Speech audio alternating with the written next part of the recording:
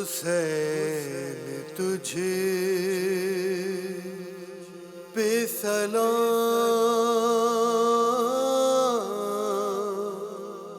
حسین تجھ پہ سلام، تیرے لہو نے۔ بسم اللہ الرحمن الرحیم۔ السلام علیکم۔ میں شکیل اختر اس وقت بی بی پاک دامنہ کی اس گلی میں موجود ہوں۔ لاہور ایک تاریخی شہر ہے جہاں ہر طرح کی ثقافت اپنے عروج پہ نظر آتی ہے، اسی میں ایک ثقافت ہے تاریخ عزاداری۔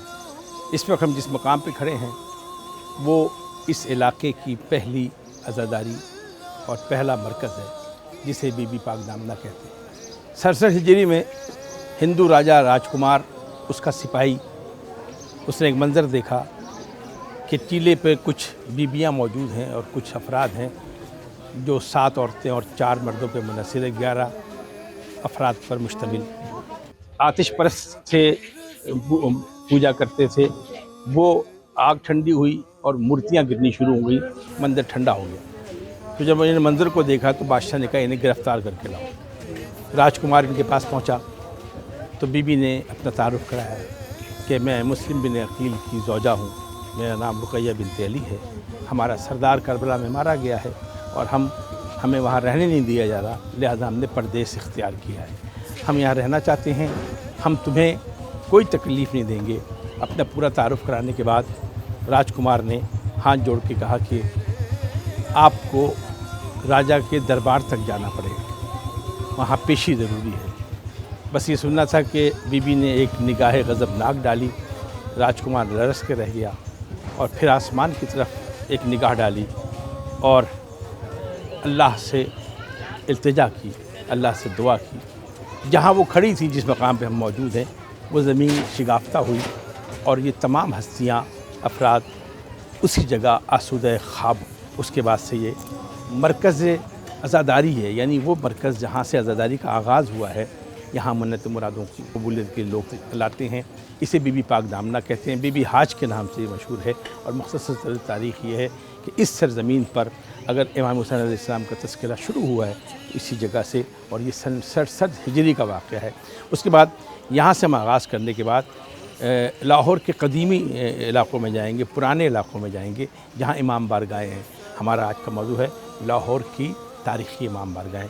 یہاں سے ہم اندرونی شہر جائیں گے، مبارک شاہ کی حویلی، کربلا گاہ شاہ، رباط حیدریہ، قزل باشوں کے امام بارگاہ، حسینیہ ہال، اس طرح کی جتنی امام بارگاہیں ہیں وہاں تک ہم آپ کو لے جائیں گے اور کوشش کریں گے جتنی ممکن ہو سکے ان سے آپ کا تعارف کروا سکیں اور اجتماعی طور پر لاہور کی عزاداری آپ تک منتقل کر سکیں۔ ذہن رہے یہ حسین کا تذکرہ ہے اور حسین کا تذکرہ صدیوں پر پھیلتا جا رہا ہے، صدیاں کم پڑ جائیں گی، حسین کا ذکر جاری و ساری رہے گا۔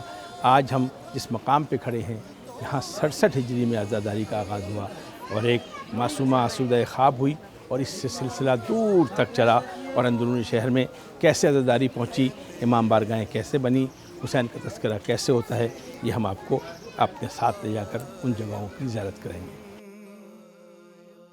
صداقتوں کا نظام حسین تجھ۔ اس وقت ہم موجود ہیں حویلی الف شاہ، بہت قدیمی امام بارگاہ۔ لاہور کی عزاداری میں اس کی بہت اہمیت ہے اور تاریخی جلوس اور عزا کا سلسلہ یہاں جاری و ساری ہے۔ 6 اور 7 محرم کی جو مخصوصیاں ہیں جلوس علم اور عزا کے، وہ یہاں سے برآمد ہوتے ہیں۔ یہ حویلی تعمیر اور تاریخ کے اعتبار سے بہت قدیم حویلی ہے اور یہاں عزائے حسین کا سلسلہ بہت عرصے سے تک جاری ہے۔ بہت سے ممتاز ماتمی حضرات کا تعلق اس علاقے سے ہے۔ اس کی تفصیلات یہاں کے جو مقامی لوگ ہیں یا جو مجابر ہیں وہ آپ کو تفصیلات اس کی بتائیں گے۔ فی الحال یہ علاقہ اور یہ چیزیں ہم آپ کو دکھانا چاہتے ہیں۔ یہ امام بارگاہ حویلی الف شاہ ہے۔ لکھوں سلام تمہاری شان کے شایان، کوئی سخن نا کلام حسین تجھ پہ سلام. ناظرین، اس وقت ہم موجود ہیں لاہور کے قلب میں، جسے موچی دروازہ کہتے ہیں. 350-400 سال پرانی ثقافت جہاں بھی آپ کو در و دیوار سے جھلکتی ہوئی نظر آئی. اس وقت ہم موجود ہیں موچی دروازے کی قدیم امام بارگاہ حویلی مبارک. نوابین قزلباش نے یہ حویلی تعمیر کی اور اسے امام بارگاہ کی شکل دی. نواب مظفر قزلباش گورنر پنجاب، ان کا ایک واقعہ بھی اگر ذہنوں میں دستک دے دے تو زیادہ بہتر ہوگا کہ وہ جب گورنر بنے پنجاب کے تو ان کی والدہ گرامی انہیں سقہ بناتی تھی 8 محرم کو حضرت عباس کا. تو زلزلہ نکل چکا تھا، جلوس نکل چکا تھا، اور وہ انتظار کر رہی تھی کہ نواب صاحب آئیں گے تو میں انہیں سقہ بناؤں گی. اپنے وقت کا گورنر گاڑی سے اترا ہے اور جب ماں کے قریب پہنچا تو ماں نے یہ نہیں دیکھا کہ کون دائیں بائیں کھڑا ہے. ماں نے گریبان سے پکڑا اور اپنی جوتی اٹھا کے سر پر مار کے یہ کہا کہ میری شہزادی، میری بیوی انتظار کر رہی ہے، تو اسے انتظار کروا رہا ہے، تو گورنر بنا ہوا ہے. اور نواب صاحب سر جھکا کر یہ مار کھاتے رہے. اس مار کا تعلق عزاداری کی ثقافت سے ہے. مائیں سکھاتی ہیں عزاداری. یہ جو حویلی ہے نواب مظفر قزلباش جی نے اب نوابین قزلباش نے قائم کی ہے، 350 سالہ پرانی ہے. اس کی عمارت پہ اگر نظر ڈالیں گے، اس کے در و دیوار دیکھیں گے تو یہ خود بولتے ہوئے نظر آئیں گے کہ ان کے اندر جہاں تاریخی رچاؤ ہے وہاں عقیدے کی آمیزش بنیادوں میں شامل ہے. یہاں سے جو مخصوص دن ہے وہ 21 رمضان المبارک کو ذریعہ مبارک یہاں سے برآمد ہوتی ہے. سب سے بڑی مجلس یہاں ہوتی ہے اور یہ برآمد ہو کر مختلف جگہوں سے ہوتی ہوئی واپس اختتام پذیر ہو جاتی ہے. اسے حویلی مبارک کہتے ہیں. اس وقت جو ان کا انتظامات ہے وہ ایک ٹرسٹ بنا دیا گیا ہے، جو وقف کر دیا گیا ہے، وہ اس کے انتظامات کو چلاتے ہیں.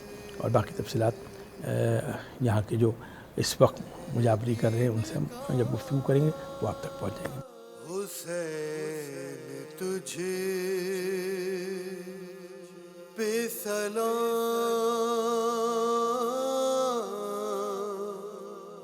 حسین تجھ پہ. ایک اور خاص بات جو اس حویلی سے تعلق رکھتی ہے وہ یہاں کی روح عزاداری ہے، جو صرف اس عزا خانے کی نہیں بلکہ پورے لاہور کی ثقافتی اور عزاداری کی تہذیب کی نمائندگی کرتی ہے. وہ اس امام بارگاہ سے وابستہ ہے. بہت سی تاریخی روایتیں اس امام بارگاہ سے وابستہ ہیں اور 350 سال 400 سال پر محیط عزاداری کی پوری تاریخ جس نے اپنے دامن میں سمیٹی ہوئی ہو وہ خود بتائیں گی کہ کربلا سے طلوع ہونے والا سورج اب نصف النہار کی بلندی تک پہنچ چکا ہے.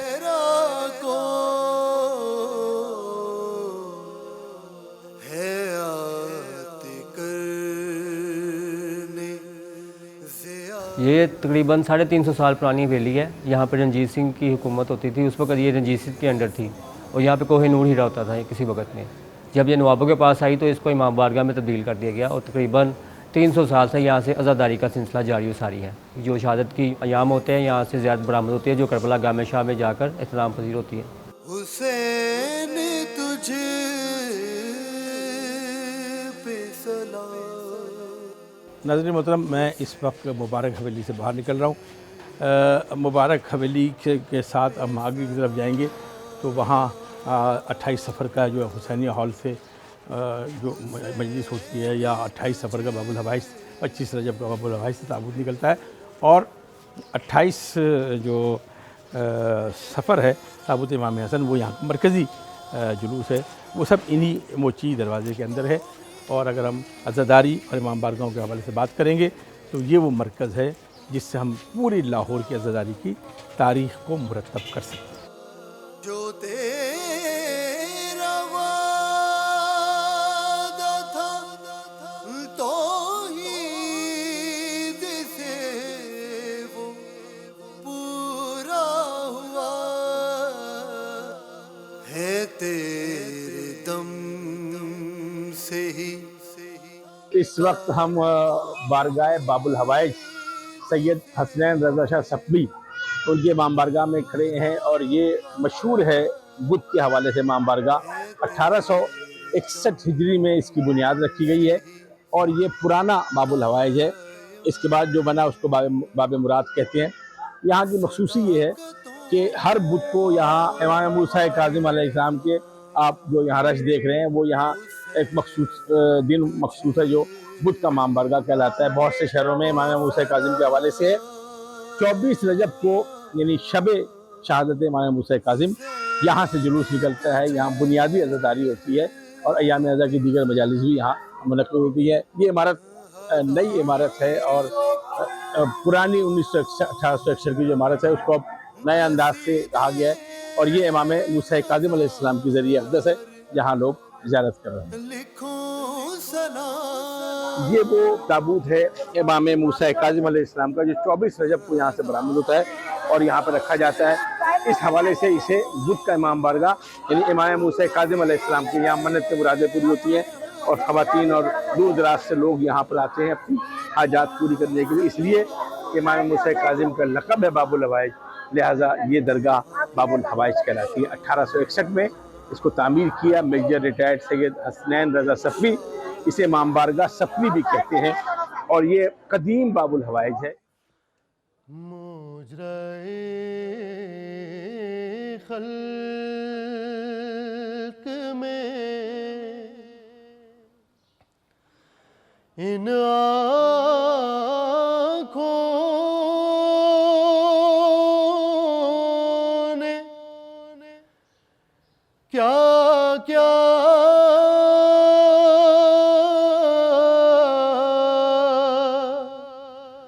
ہاں دیکھا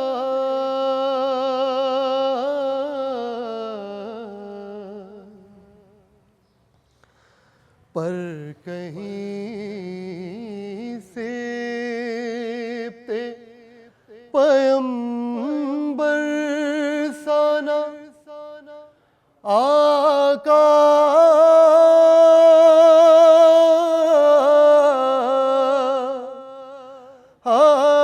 دیکھا.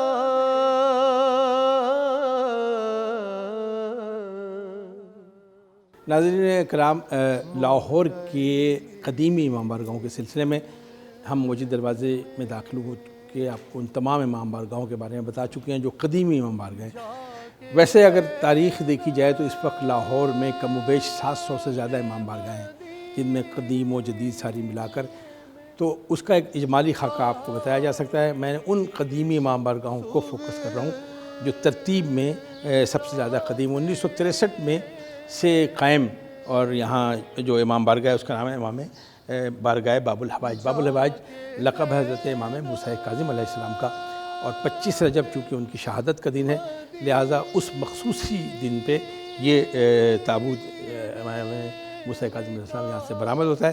یہاں کے متولین ابھی آپ کو بتائیں گے اس کی تاریخ کیا ہے، لیکن ایک بنیادی بات ذہن رکھیے گا کہ چاہے 25 رجب ہو، چاہے 28 صفر ہو، چاہے 10 محرم ہو یا ایام عزا ہو، ان سب کا تعلق اس ثقافت سے ہے جسے تہذیب عزاداری کہتے ہیں، اور امام بارگاہیں ان تہذیب عزاداری اور اس ثقافت کا مرکز ہوتا ہے. اسے امام باڑہ ہم جو برصغیر کی زبان میں امام باڑہ کہتے ہیں، فارسی میں اسے امام بارگاہ کہتے ہیں، عاشور خانہ کہتے ہیں، بہت سارے اس کے نام ہیں، لیکن چونکہ مقبول امام باڑہ ہے وہ جگہ جہاں امام کا ذکر ہو اسے امام باڑہ کہتے ہیں. اس وقت ہم ہیں امام باڑہ باب الحوائج باب المراد لاہور.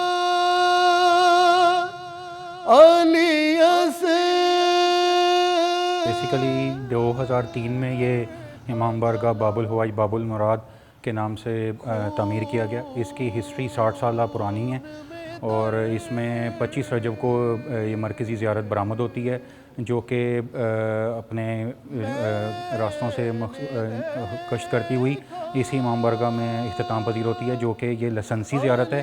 اور اس سے پہلے جو ہے مختلف علماء کرام اور عالم دین اس میں خطاب فرما چکے ہیں. حسین تجھے پہ سلام پیکان برس رہے ہیں تابوت پر حسن کے، بابا کے دل کے ٹکڑے تو نے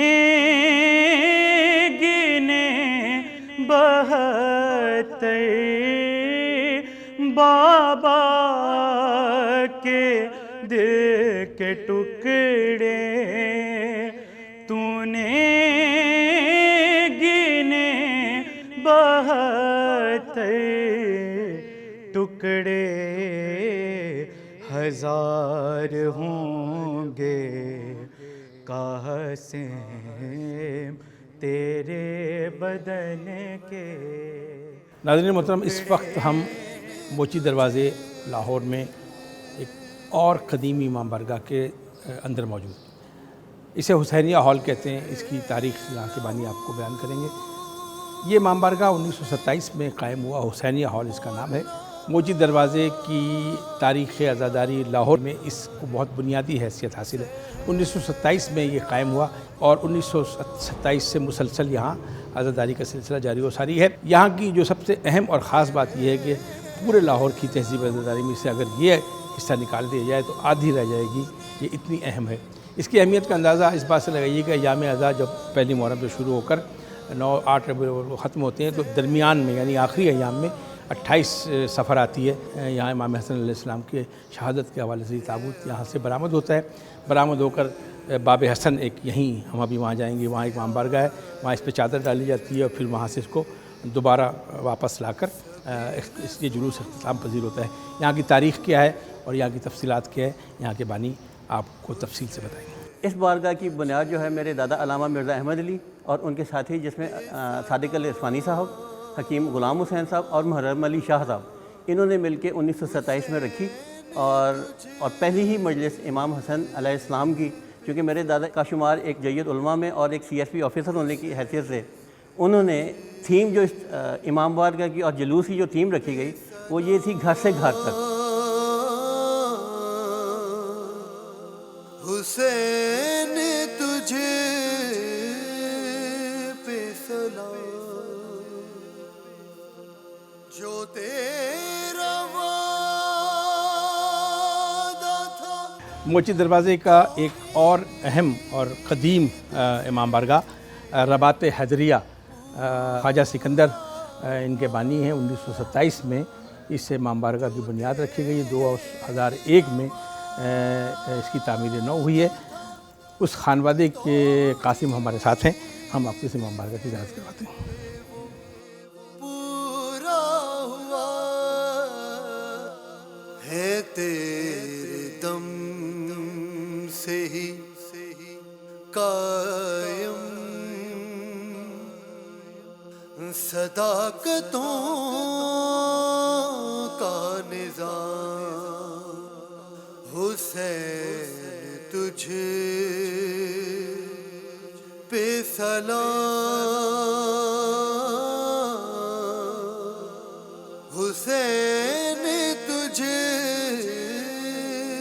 پہ سلام. اس وقت ہم موجود ہیں ایک قدیم امام بارگاہ باب حسن. باب حسن وہ امام بارگاہ ہے جہاں 28 صفر کا تابوت نکلنے کے بعد وہ یہاں آتا ہے اور یہاں سے اس پر چادر ڈالی جاتی ہے اور پھر یہاں سے وہ اپنے اختتامی منزل کو جاتا ہے. 1923 میں یہ قائم ہوا. ان کے وارث ہمارے ساتھ موجود ہیں. بیٹا آپ کا کیا نام ہے پورا؟